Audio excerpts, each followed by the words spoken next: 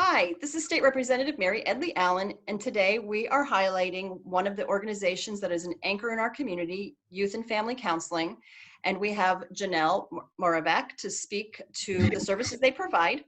Um, so, hi Janelle, how are you? Hi, Mary. How are you? I'm good.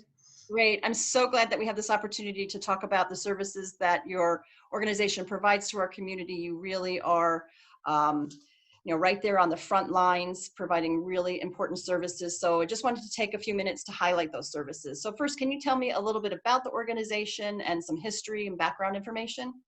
Sure, I'd be happy to. And I'm really excited to tell you all about the organization and what we're doing. And this is a great opportunity. So thank you. Youth and Family has actually been around for a really long time. It was founded in 1962. But I want to put our founding in a bit of a context because I don't think of Youth and Family Counseling as operating all by itself. It's part of a greater mental health care system. And so to help folks understand, in the early 1960s when we were founded, our nation was moving how it thought about mental health care. And so we went from a system of institutionalization of mental illness to more of a community-based model. And so we're moving away from long-term inpatient care to outpatient services out in the community. And that is really, in that context, that YFC came to be. So it was a group of university women. So it was a chapter of women, and they were in Libertyville, and they looked around and said, gosh, there's an organization, a community-based counseling center in Highland Park, and there's another one in Waukegan, but Lake County starting to grow, and especially the central part of Lake County starting to grow, and we don't have anything here for our residents. And so they started Youth and Family Counseling. Our first offices were actually in Winchester House, literally in a broom closet. We moved a little while after that. We moved up to the North Milwaukee address. Mary, our suite was actually in the building that you're in right now on the back side. Yep. Okay. And then about 12 years ago, we moved to our current location on South Milwaukee. So we're down in the Mile of Cars, which is a pretty central location for everybody to access. So that's a little bit of how we got started. But today, we are still that community-based counseling center. So all outpatient counseling services. We're super busy. Our clinical team today has 17 master's level therapists. And last year we did almost 11,000 counseling sessions. So, You know what, can I interrupt just for a real quick second? Yeah. Can you, just to someone who may not even know what it means to be like, what outpatient means or inpatient and just the services in general that you provide, what does that look like? If a first-time person was going to call your office, or what type of client do you even provide services for? Is that okay to explain that a little bit? Absolutely, absolutely. So we serve everybody and anybody who needs our help. I would say that if you're in crisis, and need immediate care, we're not set up to take good care of you. But if you have a serious mental illness where you require a high level of medication management, we're not set up for you. But for most other folks, we're your go-to place. We work with children as young as 3, and we work with seniors up into their 90s. We work with couples, families, individuals. A big part of our practice is the youth. So almost half of our client population are kids under the age of 12, adolescents, and into the young adult space. And that's kind of a specialty. It's really hard to find services for kids, especially under the age of 12. So that's one of our specialty areas. Well, and as a teacher, I can speak to how important that service is for youth. And if we don't talk about the underlying issues that the children are dealing with, especially today, they can't flourish and become the best selves. So exactly. It's really exciting to hear that you have that service for for children, and they need the support probably even more so than adults at this point, with how uncertain times are with school and their structures. Are you finding an uptick in the needs in that community? You know what, it's been really interesting. This whole pandemic has really thrown a wrench in all kinds of things. I would say that I think our need is increasing, and I have heard of a couple of really awful crises that we've had in our community, but sadly our utilization is actually down. Ooh, And my personal thought is that, you know, right now people are just in crisis and they're attending to their immediate needs, and there's a lot of fear out there and a lot of just logistical challenges that folks are experiencing. And so the work that we primarily do, which is psychotherapy services, it's hard right now for people to make that a priority. But mm, but we know, right? You know, I know that mental health is, mm. it's like the foundation of your house. And if you don't have a solid foundation, it's really hard to have a good structure um, on top of that. And so when those cracks occur, which can be, you know, a pandemic, um, loss of employment, the onset of a mental illness, it can be a divorce, it can be a loss, it can be a trauma, it can be so many different things. But when that happens, and it has that crack, not everybody has the tools to fill that crack themselves. Sometimes they need some help. And if we don't fill it, what happens? You know, it just gets worse and worse and worse. I think of mental health issues kind of along a cancer continuum. Like there's stage 1, and then there's stage 4, which is, you know, really bad crisis. If we can catch it at stage 1, stage 2, you know, that's so much better. You get, you can build those skills to deal with it early on. You can deploy them. You know, early intervention means early recovery. And so that's really in everybody's best interests for early identification, early intervention. And our space at Youth and Family Counseling is really in that level 2, level 3 stages, where we're helping people who are recognizing there's a problem and they want to learn how to deal with it, and they can devote the time and energy, because it does take some effort Well, to you're bringing invest up a in really good treatment. point, that there is an actual method to dealing with a crisis and dealing with the issues that we have to work through in everyday life. And that has been one of my missions, to remove the stigma to mental health, because our brain is another organ of our body. Just like we pay attention to our heart and our other organs, we need to be paying attention to our brain and the signals that it's sending that says, I need attention. And Yep, that's where absolutely. an organization like yours can help with that. And YFC's counselors are super experienced. They have an incredible tool belt of evidence-based tools that they use.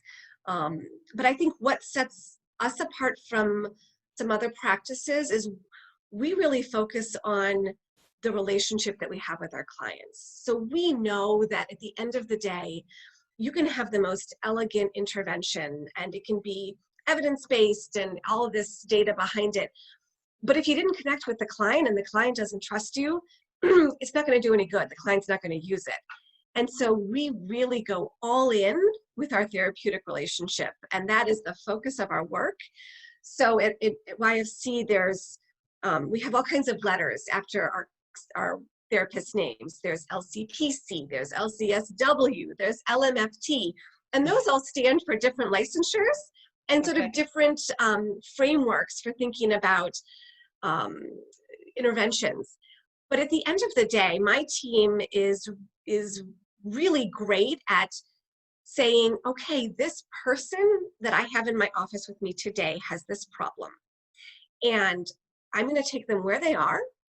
We're going to work together on what we can work on, and I'm going to come with a path that's right for them. And they're a little bit of pirates, so they pull a little bit from this methodology, they'll pull a little bit from this intervention, and really tailor that treatment program to help that person. And along the way, it's this solid relationship. So there's trust, you know, there's no judgment whatsoever, and it's really, we're here for you. And there's what we call the therapeutic contract, is I'm here for you, and you're here to work with me, and together we're going to get it done. And we'll be together as long as you need me to be there. And then we'll send you off into the world. You'll have learned skills. You'll know when to use them. You'll practice them, and you'll be able to deploy them in real life. You know, you bring up a really good point, and I am very familiar with the services you provide because I, at one point, was a client, and I believe everyone should have a therapist. That's just my personal opinion. Yep. But what if someone is listening to this and they don't have any experience whatsoever? They're kind of struggling. They're dealing with, they know something's off, and they're just not really sure. What are the steps to matching them? You know, they call your office, and then what happens next? How do you match them with services that they might need? Yeah. So one of our missions, our mission is opening doors to mental health care. And as part of that, we really believe that there should be no wrong door that you go to look for and get the help that you need. So when you call Bree, who is our new client services coordinator, and I can give you Bree's number, so folks who are listening, it's 847-748-0301.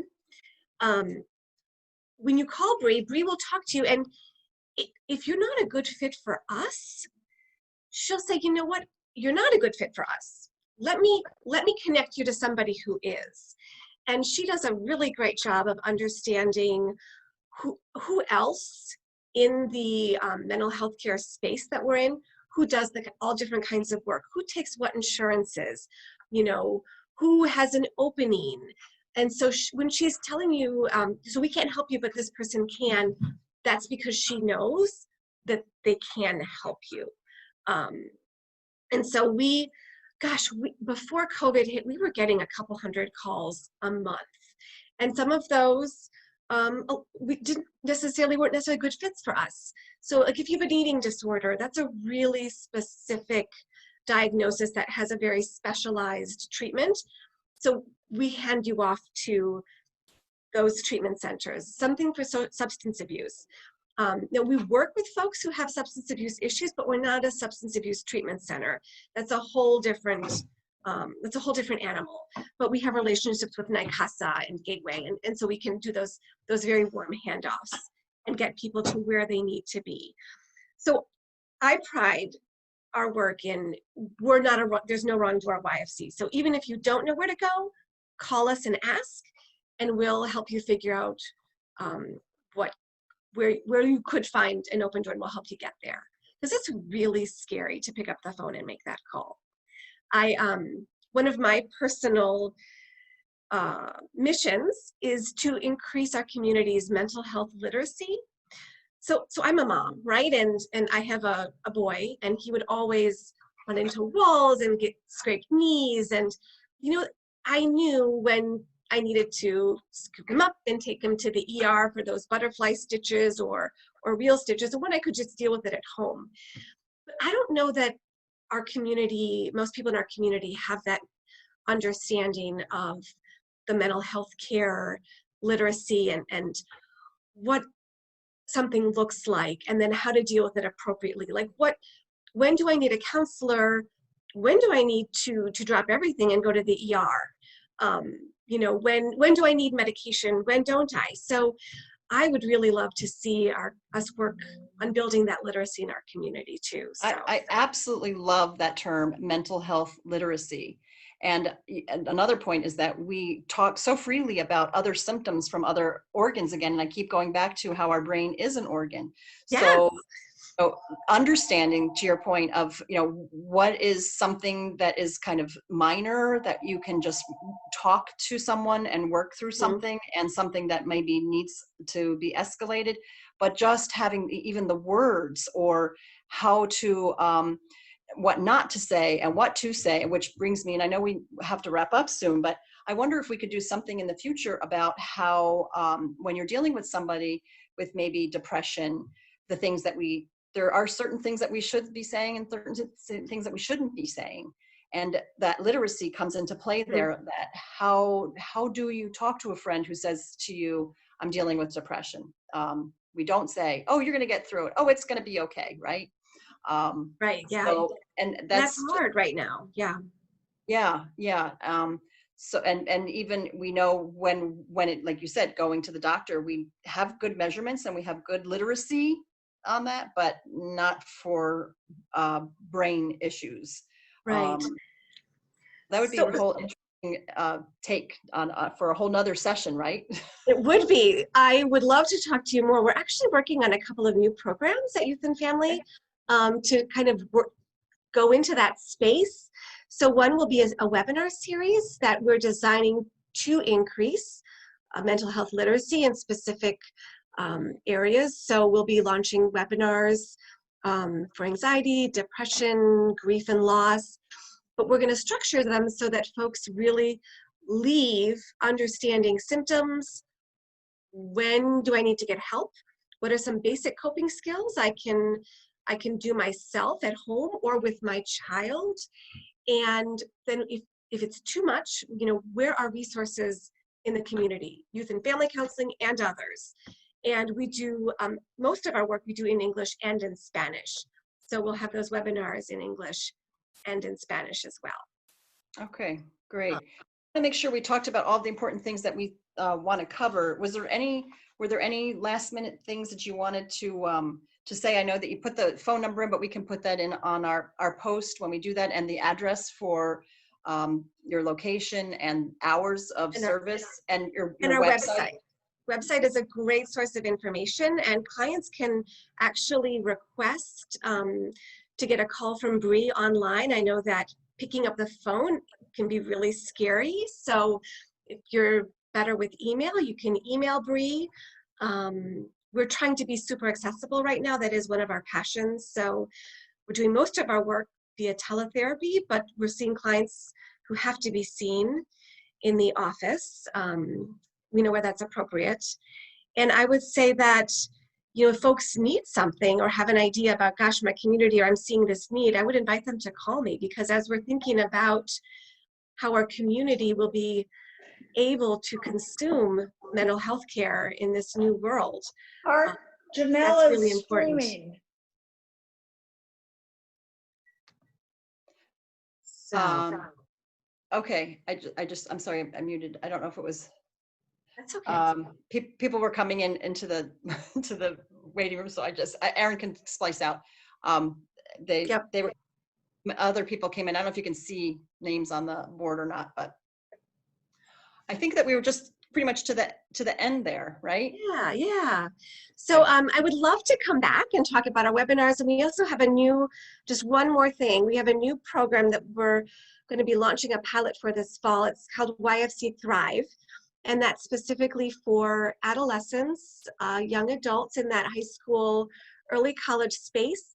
So it's to help them kind of monitor their mental health and get them access to quick interventions when they start to have that first experience of mental distress. So there's a remote patient monitoring app, which is super cool, and we'll hopefully be launching that in September. So I'd love to come back and talk about that. I'd love for you to come back and then maybe demonstrate some of those tools and and continue this conversation, because it is extremely important. It was extremely important pre-COVID, and it's even more so now than ever, taking care of all of our health, and number one being up here.